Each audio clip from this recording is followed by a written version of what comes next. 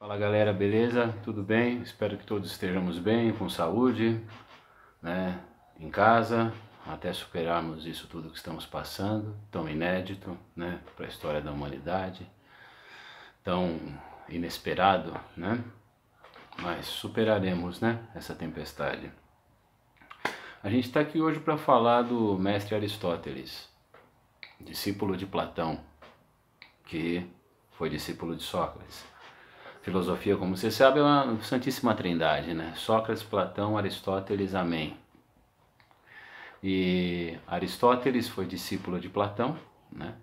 E foi preceptor, foi uma espécie de mentor intelectual, de professor de Alexandre o Grande, né? Alexandre Magno, filho de Filipe II da Macedônia. Alexandre que inclusive morre um ano antes de Aristóteles, né? Em 323 a.C. Aristóteles nasceu em 384, né, e morreu em 322 a.C.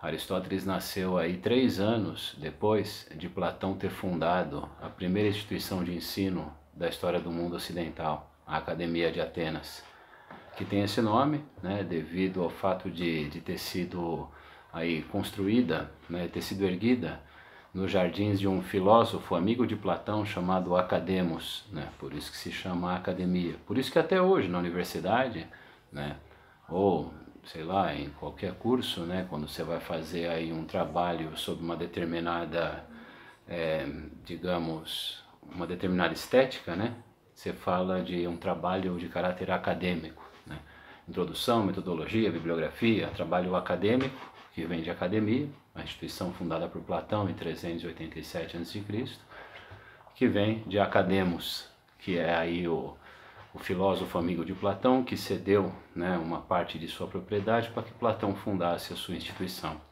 Aristóteles nasce 3 anos depois da fundação da Academia de Atenas. Aristóteles não era grego, né? Ele era macedônio, ele era de uma cidade chamada Estagira. Estagira, olha que interessante, né? Estagira, a ligação de Aristóteles, melhor dizendo, com o mundo grego, ela é bem legal, por quê? Porque ele vai novo para Atenas, né? Vai com cerca de 16, 17 anos ele vai para Atenas.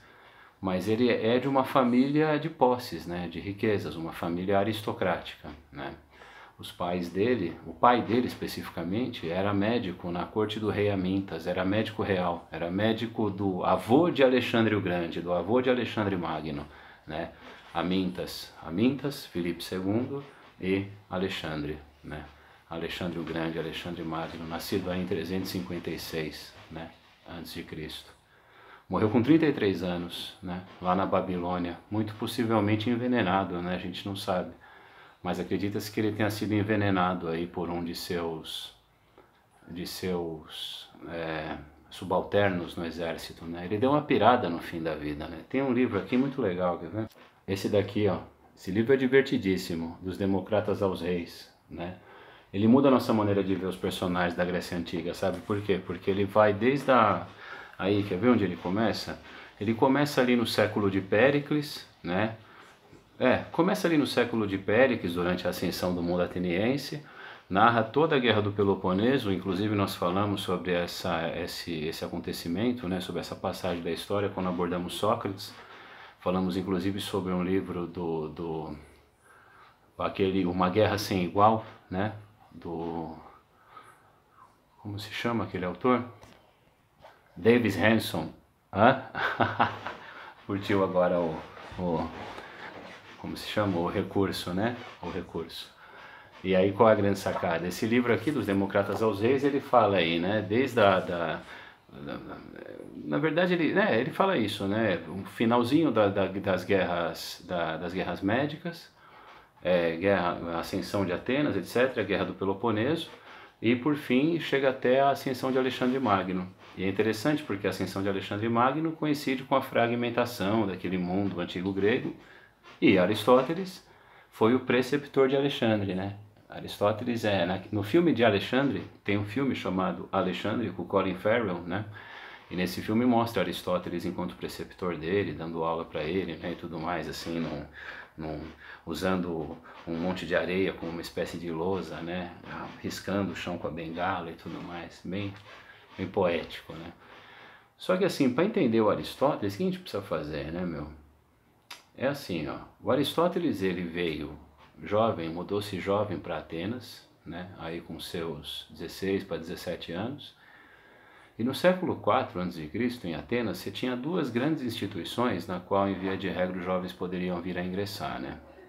Você tinha a academia, né, a Academia de Atenas, chefiada por Platão, e você tinha também a escola de Isócrates, Isócrates, com I na frente, Isócrates, não é Sócrates. Sócrates morreu em 399 a.C., né? Foi morto, acusado de corromper a juventude. E você tinha a Academia de Platão e a escola de Isócrates. E o que se ensinava, né, na escola de Isócrates? Retórica, oratória, né? Ele era um sofista, né? Aqueles professores de retórica e oratória que se assemelhavam fisicamente aos filósofos, mas assim não eram, né? Pois eles cobravam pelos seus ensinamentos. E também é onde vai nascer uma coisa muito interessante chamada logografia. Logografia nasce nesse mundo aí do século IV a.C., no mundo ateniense, né? Na escola de Isócrates. O que é a logografia? É a concepção linear da história, né? Então assim, você estuda história como? Tipo, você pega um livro de história, um livro formal, fundamentado na perspectiva eurocêntrica do mundo ocidental, etc, etc. Lembre-se de Winston Churchill, né, essas horas. A história é feita pelos povos, mas ela é contada pelos vencedores. Então você pega um livro de história, você tem lá a Antiguidade Oriental, Mesopotâmia, Egito, né? Aí você estuda os hebreus, os persas, aí a Antiguidade Clássica, gregos, romanos, Idade Média, Alta Idade Média, Feudalismo, Baixa Idade Média, Renascimento. Essa lógica linear da perspectiva da história, que você estuda assim, né? Sei lá, desde do Paleolítico até a pós-modernidade, né? Até o neoliberalismo, até o capitalismo selvagem, que está entrando que está em xeque, né, esse modelo, né, atualmente. Essa lógica de linearidade histórica a gente chama de logografia, né, a concepção linear da história, e que vai vir à tona na escola de Isócrates, em Atenas, né, no século IV a.C., onde Aristóteles não vai estudar, né, ele não vai para lá, ele vai para a Academia de Platão, ele vai para a Academia de Atenas, né. E ele fica lá até a morte de Platão, até 347 a.C., né? Platão ele morre 40 anos depois de ter fundado aí a academia. E como Aristóteles não era grego, ele era macedônio, ele era de Estagira, ele não foi nomeado para chefiar a academia após a morte de seu mestre, né? Após a morte de Platão. Platão vai nomear o sobrinho para chefiar a academia, o Espeusipo. E Aristóteles, muito puto, né? Vai para Assos. Assos atualmente fica na Turquia, mas fazia parte daquele mundo que a gente chama de Grécia Jônica, né? A Grécia, a região ali no sudoeste da Ásia Menor, nós chamamos de Grécia Jônica, né? E ali naquela região, na cidade de Assos, é onde ele vai começar a conceber toda a sua filosofia, né? Aquilo que a gente chama de filosofia aristotélica. Quando Alexandre Magno tinha 13 anos, o pai de Alexandre, o Filipe II, chamou Aristóteles para ser preceptor, né, de Alexandre lá na Macedônia. Porém, antes disso, Aristóteles vai forjar a sua filosofia, né? E qual é a perspectiva da filosofia aristotélica? A perspectiva da filosofia aristotélica, se for para a gente tentar assim... não é resumir numa palavra, sabe? Mas traçar um princípio norteador. Você pode pensar assim, que para Aristóteles, o cosmos, ele era perfeitamente harmônico e organizado, e sociedade e natureza, tudo aquilo que está no cosmos. Lembre-se que cosmos, nós falamos sobre cosmos na aula sobre Sócrates, cosmos segundo Carl Sagan. Tudo aquilo que existiu, existe e continuará a existir mesmo depois de nossa extinção. Para Aristóteles, o cosmos ele era perfeito, harmônico e cabia a cada ser, né, aquilo que a gente chama de a sociedade e natureza, essa é a definição. Segundo Aristóteles, sociedade e natureza nesse cosmos, eles obedecem a uma lógica hierárquica inalterável. Então cabe a cada fragmento desse cosmos cumprir o papel, né, que lhe foi designado de forma, digamos, determinista, para que, ao cumprir esse papel, cada uma dessas coisas que busca cumprir esse papel, cumpra esse papel para a manutenção dessa lógica hierárquica inalterável e para o equilíbrio desse cosmos perfeito e imutável. Ele via o mundo assim. Ele via a natureza sob uma perspectiva, ele viu o cosmos sob uma perspectiva de equilíbrio, né? Então o primeiro caminho que a gente vai trilhar para entender Aristóteles não é falar sobre ciência, né? Não é falar sobre a visão que ele tem sobre a perspectiva científica, porque ele é o pai da biologia, né? Ele é o primeiro cara que divide os animais em reinos. A gente não vai se debruçar sobre isso nesse primeiro momento. A gente vai se debruçar sobre a ética em Aristóteles, beleza? Falar de ética. Então, olha só que interessante. Esse livro aqui, ó, Ética para Meu Filho, é de um acadêmico da Universidade Basca, né? Ele é professor na cadeira de ética nessa universidade. E o Fernando Savater, ele fala sobre o seguinte, ó. Ele apresenta uma perspectiva de ética, só que sem aquela lição de uma moralidade intrínseca nos impondo um discurso para que você seja, para que você faça, mas sim apresentando fundamentos filosóficos do que é isso, né? E o primeiro cara a falar sobre ética é o Aristóteles. Inclusive o Savater, nesse livro, ele faz uma alusão, né, direta à figura de Aristóteles. E qual que é a ideia? A ideia é assim, ó, para que a gente entenda, né? Ethos, em grego, quer dizer hábito, quer dizer prática recorrente. Então, o ethos, ele não possui existência autônoma, ele não existe fora da gente, entendeu?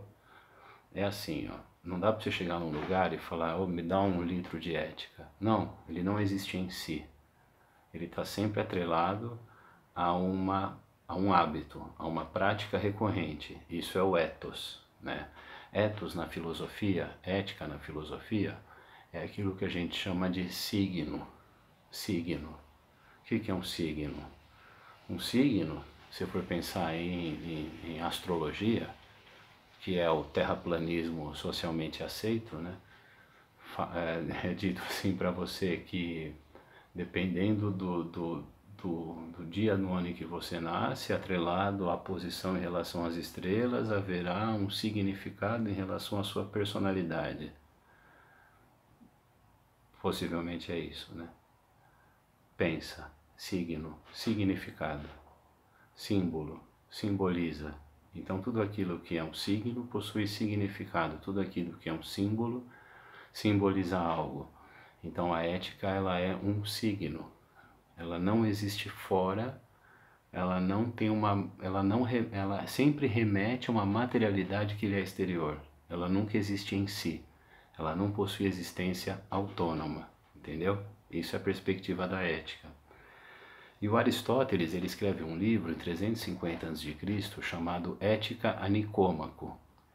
E nesse livro, ele fala o seguinte, ó, tem uma frase lá que abre essa obra que é bem interessante, que é assim, ó: uma só andorinha não faz verão. Você fala, porra, eu já ouvi isso em algum lugar. Na música do Chitãozinho Chororó, né? Em Shakespeare também, né? Mas que porra é essa? Uma só andorinha não faz verão. É assim, ó. Se você vê uma andorinha só no céu, não dá pra você ter plena certeza de que chegou o verão, porque ela pode estar perdida. Mas você vê uma porrada de andorinha, vê andorinha pra caralho, você vai ter certeza de que o verão chegou. Qual que é a ideia? Pequenos prazeres não representam a verdadeira felicidade. Uma só andorinha não faz verão. Pequenos prazeres não representam a verdadeira felicidade. Aristóteles fala sobre um termo muito interessante que a gente chama de eudaimonia. Eudaimonia. O que é viver sob a perspectiva da eudaimonia? O que é viver eudaimonicamente? Viver sob a perspectiva da eudaimonia é assim, ó. Aristóteles dizia o seguinte, que é necessário se viver num equilíbrio entre falta e excesso. Pensa, com certeza você conhece alguém que gasta tudo como se fosse morrer amanhã, ou que guarda tudo como se fosse viver para sempre. Qual que é o segredo, segundo Aristóteles? De que a felicidade, a essência, né, para se viver feliz, está na moderação, no equilíbrio entre falta e excesso. Ele chama isso de sufrósina, moderação. E a felicidade para nós, ela se tornou uma obsessão, né? Isso que é interessante ser entendido. Nesse mundo pós-moderno, a gente acha que tem o direito, né, a ser feliz. A gente acha que é um direito inalienável, tem o direito de ser feliz. Né? Achar que um ser humano nasceu para ser feliz é a mesma coisa que achar que o violão é usado para, sei lá, para pintar uma parede, né? A gente não é biologicamente programado para tal, porque segundo Aristóteles, olha só que interessante, felicidade não é um direito, né? Felicidade é uma atividade, olha que legal, é uma atividade. Então se você é feliz com o vento no rosto, com revoada de pássaros, sei lá, com gargalhada de criança, você tem muito mais chance de ser feliz do que aquele cara que vai ser feliz só com bens materiais inalcançáveis, sabe? Sei lá, um carro, não sei das quantas e etc, etc, né?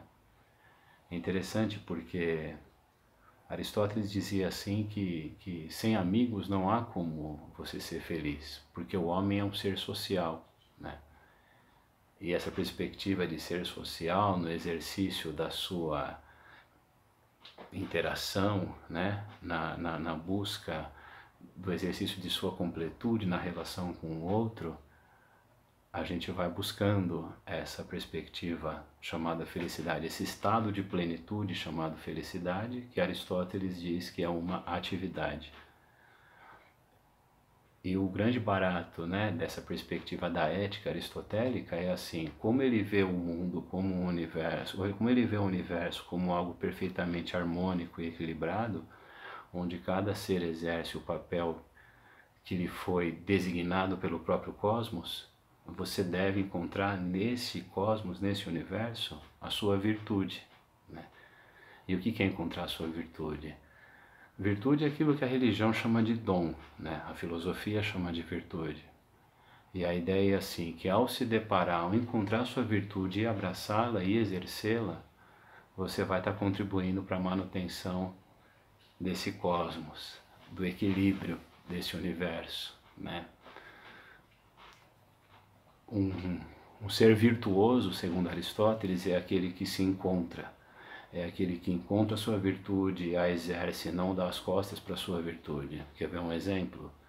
Assista um filme chamado Amadeus. Amadeus. Amadeus é o nome do meio de um cara chamado Wolfgang Amadeus Mozart. Mozart tocava piano desde os 3, 4 anos de idade, né?